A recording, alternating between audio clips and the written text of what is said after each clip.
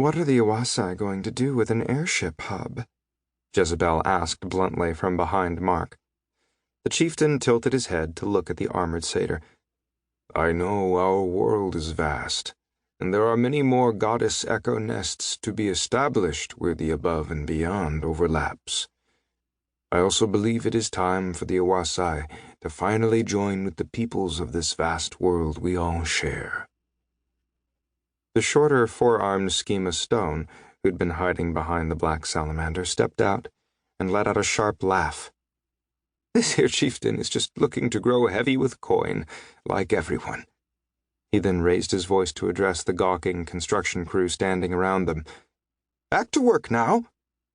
Since there wasn't a fight about to break out, the laborers quickly returned to their tasks. "Where in the wrong side did you four come from, anyway?" the stone continued, his eyes lingering on Sasha's metal legs. "There's no way I'd miss this finely forged beauty strutting onto my job site." The succubus's spade tail began to sway behind her, and Mark felt apprehension through their bond. She didn't trust schema stones after one tried to grab her, and she'd arc-bolted his face to ash. But this one was speaking her language.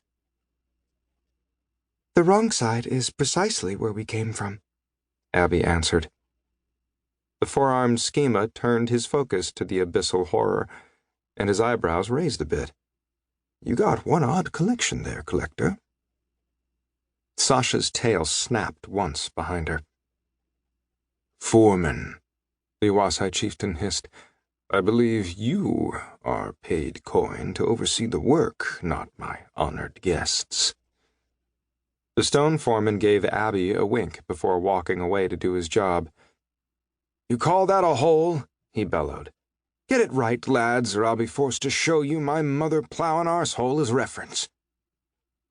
Mark watched a construction crew chop at the trunks of the thick forest, while others worked on clearing the stumps.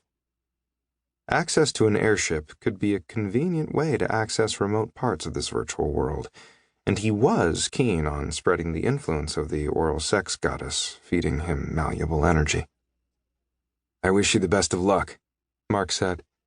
"And it was good to see you, but we have more shards to collect, so we best be on our way." The chieftain nodded once. "Oh," Mark added, "do you know if Amina is in the dome?" "I saw her sparring, Collector, just outside."